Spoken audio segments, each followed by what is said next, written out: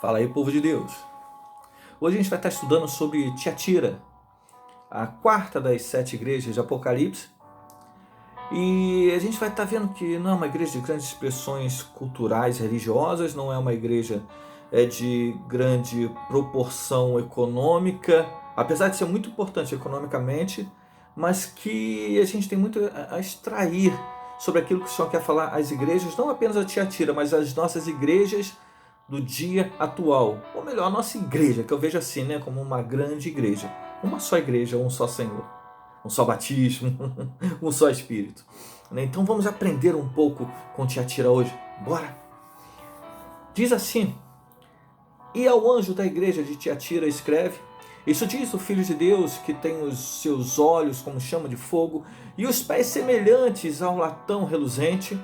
Eu conheço as tuas obras e o teu amor e o teu serviço e a tua fé e a tua paciência, e que as tuas últimas obras são mais do que as primeiras, mas algumas poucas coisas tenho contra ti, que deixais Jezabel, mulher que profetiza, ensinar e enganar os meus servos para que forniquem e comam dos sacrifícios à idolatria. E dei-lhe tempo para que se arrependesse da sua fornicação, e não se arrependeu. Eis que eu porei numa cama, e sobre os que adulteram com ela virá grande tribulação, se não se arrependerem das suas obras. E ferirei de morte os seus filhos, e todas as igrejas saberão que eu sou aquele que sonda os rins e os corações, e darei a cada um de vós segundo as vossas obras. Mas eu vos digo a vós e aos restantes que estão em Tiatira, a todos quantos não têm esta doutrina e não conheceram, como dizem, as profundezas de Satanás, que outra carga vos não porei, mas o que tendes, retende-o até que eu venha. E ao que vencer e guardar até as minhas obras, eu lhe darei poder sobre as nações, e com vara de ferro as regará. E serão quebradas como vasos de oleiro, como também recebi de meu Pai, e dar-lhe-ei a estrela da manhã. Sabe o que é interessante? A primeira coisa que eu acho maravilhosa na palavra do Senhor, a carta do Senhor à igreja de Tiatira, ele mostra que o olhar dele, não vai haver um julgo sobre a sua vida pela sua nação. O julgamento ele se torna individual. Ele mostra que ele tem um olhar fixo para você, que ele te chama pelo nome e que ele conhece a tua obra pessoal. Ele faz agora uma divisão e ele mostra, ele diz: olha, a minha igreja está dividida e eu não vou julgar como iguais. Eu não vou julgar como se fossem todos com o mesmo coração, com os mesmos pensamentos. A gente vê que ele termina essa carta honrando aqueles que foram firmes até o fim. Quando ele diz assim: mas eu vos digo a vós e aos restantes que estão em Tiatira, a todos quantos não têm esta doutrina. Sabe, aqueles que se resguardaram dessa doutrina de Jezabel, o Senhor tem um tratamento, tem um cuidado e tem um zelo especial. Hoje está diferente, a gente está estudando de baixo para cima, né? Mas qual a lição que nós temos para a igreja dos nossos dias? Sabe, é interessante porque ele já começa assim: e ao anjo da igreja de Tiatira escreve, isto diz o Filho de Deus, que tem seus olhos como chama de fogo, dá para você imaginar isso? E os pés semelhantes ao latão reluzente. Olha, olhos de fogo, ele quer dizer, olha, tu não apenas vê todas as coisas, o Senhor não apenas está vendo todas as coisas, mas ele vê e ele julga, porque o olhar de fogo é isso, é um olhar que queima a impureza. Sabe, nós temos que desejar ser uma igreja debaixo dos olhos de fogo do Senhor, para que tudo que esteja no nosso meio seja consumido e venha a nos santificar. Nós precisamos do olhar de fogo de Jesus Cristo sobre a igreja. Precisamos ser purificados por esse olhar. E ele diz mais, e os pés semelhantes a latão reluzente. Toda obra que não vem do Senhor, toda obra maligna, satânica, o Senhor tem todo o poder para pisar e destruir.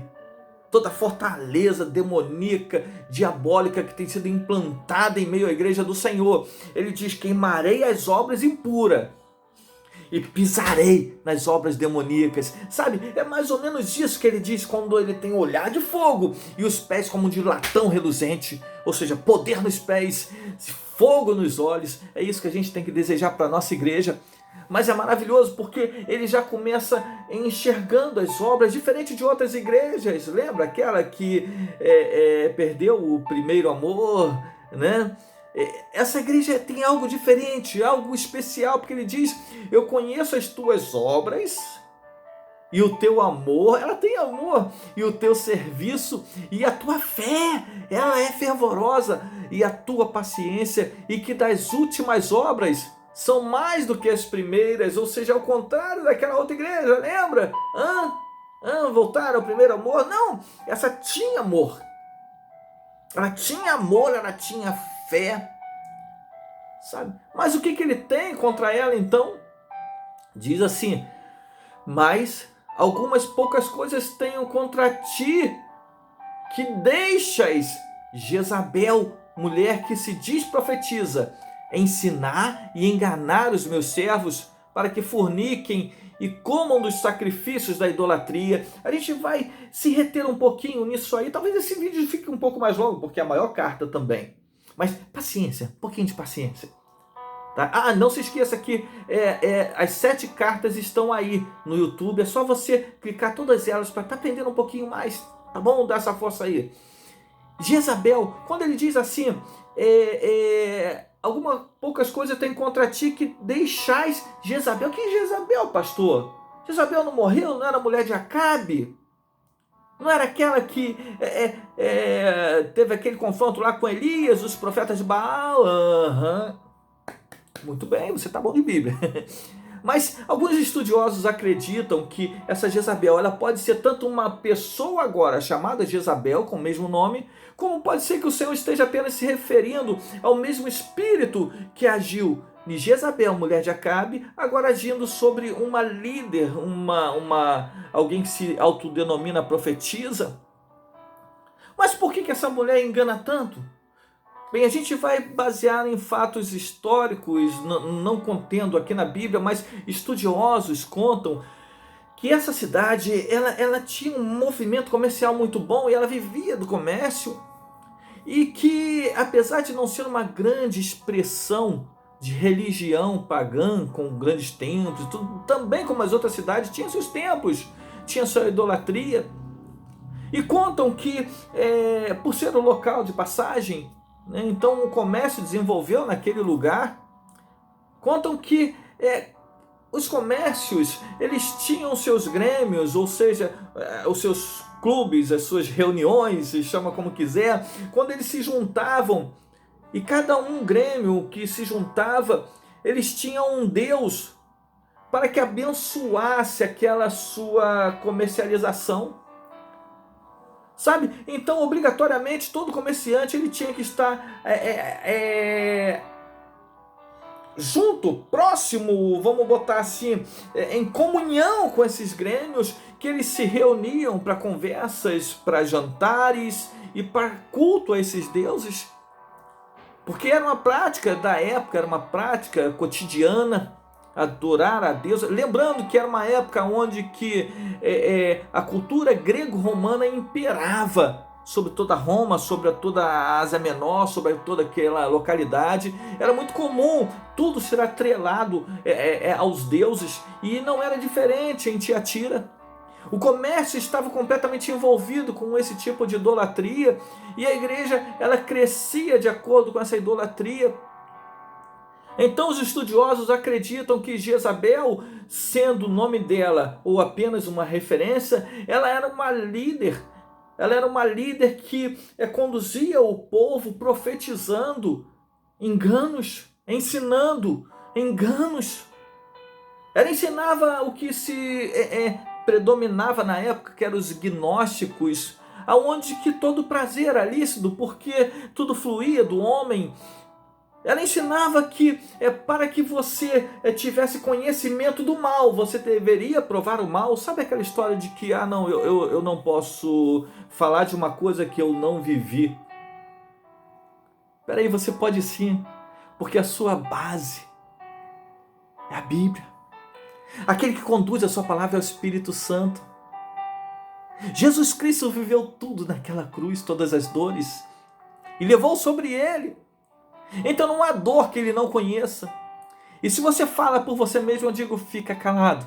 Mas se você fala pelo Espírito, abre a sua boca e profetiza.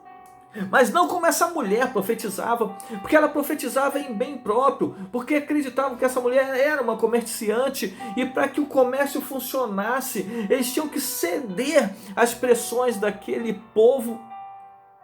Então ela ensinava que você praticando o mal, você teria um conhecimento maior sobre aquele mal. E por questões próprias, alguns dos crentes da época seguiam, porque entre permanecer em santidade e permanecer próspero, sabe, muito deles preferiam permanecer próspero entre acreditar na verdade e na mentira de uma profetisa. Era melhor acreditar nessa mentira, porque iam permanecer próspero e com uma capa de santidade e com uma capa espiritual. Sabe, quando começa a pesar o dinheiro e começa a pesar a santidade, a maioria daquele povo começava a tentar sanar as suas dores com uma palavra mentirosa de Jezabel para que continuasse próspero. Sei, não é muito diferente de hoje, né? Às vezes a gente tenta acreditar naquilo que não acreditamos, apenas para que as nossas dores, os nossos desconfortos com os nossos pecados sejam amenizados. Peraí, mas quando eu minto para fazer uma venda, não sou eu que estou mentindo, é o comércio em si que é assim. Peraí, Deus entende que eu seja um pouquinho errado nisso ou naquilo, porque afinal de contas, pelo amor de Deus, não é isso. Sabe, não é isso, mas essa profetisa, ela ensinava que aquele povo deveria se associar, se afiliar a essas entidades. Bem, o que estavam crendo na época e acreditam que essa mulher falasse o seguinte: olha, pensa direitinho, vocês conhecem a verdade e vocês precisam estar lá no meio deles. Quem já escutou isso? É porque você estando no meio deles, bebendo com eles, comendo com eles, afinal Jesus fazia isso, não há mal nenhum. Então vocês chegam até esse ponto e depois vocês participam da festa junto, que mal há? Você se prostituir, afinal de contas, é a carne em si, você tem que conhecer a fraqueza da sua carne. Que mal há você se embebedar, e que mal há você adorar aquele Deus que você sabe que não é verdade. Olha, para isso tudo bem, mas você sabe que não é verdade. Você se fazer igual apenas para que esteja socialmente junto. Sabe, aquela profetisa começava a convencer aqueles homens disso, começava a convencer aquela sociedade cristã disso. Isso é o que acreditam os religiosos. Então, essa Jezabel, se não for o nome dela, havia o mesmo espírito que agia na Jezabel da antiguidade. Sabe, aquela mulher de Acabe, porque ela desvirtuava as verdades de Deus, porque ela desvirtuava aqueles que começaram correto, mas se colocaram debaixo daquela mentira, apenas para que tirassem proveito de alguma coisa. E diz assim: dê-lhe tempo para que se arrependesse da sua fornicação, e não se arrependeu. Sabe, o Senhor ainda é misericordioso. Nisso nós vemos que era uma mulher realmente, sendo ou não seu nome Jezabel, mas o Senhor tem tanta misericórdia que ele permitiu que ela tivesse seu tempo para que ela se arrependesse dos seus pecados. E ele diz: eis que a porei numa cama, porque ela não se arrependeu, e sobre os que adulteram com ela virá grande tribulação, e se não se arrependerem das suas obras. Ele diz, se não houver arrependimento, sabe? E quando ele diz cama, ele diz, do mesmo lugar que você deitou no seu pecado, virá a cobrança. Do mesmo pecado que você deleitou, virá as consequências. Isso é inevitável se não houver arrependimento, porque o preço do pecado foi pago na cruz, e não tem como você ir para a cruz sem arrependimento. Então, do mesmo pecado virá a cobrança, e ele diz, eis que porei uma cama. Sendo um pecado de prostituição, porque Jezabel falava disso, prostituição, a idolatria, prostituição, tanto carnal, sexual, imoral, quanto espiritual. Sabe, todo tipo de perversão da carne, da alma e do espírito estava no espírito de Jezabel. Mas aquela mulher e aqueles homens, se não se arrependessem e rejeitassem a misericórdia, rejeitassem o perdão, na mesma cama que deitaram o seu prazer, deitarão a sua agonia. E diz, e ferirei de morte os seus filhos, e todas as igrejas saberão que eu sou aquele que sonda os rins e os corações. Os olhos dele estão em todos os lugares, ele conhece os rins, era onde que eles acreditavam que era os sentimentos, sabe? Hoje a gente fala o coração, mas os rins era uma representação de sentimentos, e o coração era o seu centro, era onde você estava centrado. E darei a cada um de vós segundo as vossas obras. Então ele começa a mostrar a diferença daqueles que eram servos realmente e daqueles que não. Ele mostra um julgamento dentro de uma igreja onde que o olhar dele viria como fogo, e onde houvesse só palha, tudo seria consumido. Mas onde houvesse amor, seria exaltado. O Senhor é um Deus de justiça. Sabe, nós devemos rejeitar toda palavra profética, satânica na igreja. Sabe, tudo aquilo que é ensinado. Por isso que eu digo, meu irmão, leia a Bíblia. Sabe, procure conhecimento verdadeiro. Muitas das vezes nós achamos que a profecia ela é tão preenchedora que nós não precisamos mais de Bíblia, e muitas Jezabel estão se levantando e pregando e assumindo a mente, a alma e o espírito de muitos daqueles que estão em nossas igrejas. Muitos são aqueles que estão procurando as profecias em bocas de Jezabel e abandonando as profecias bíblicas. Eis que o Senhor já está voltando. E o olhar de Deus, o olhar do Senhor Jesus já está como fogo, olhando para a igreja.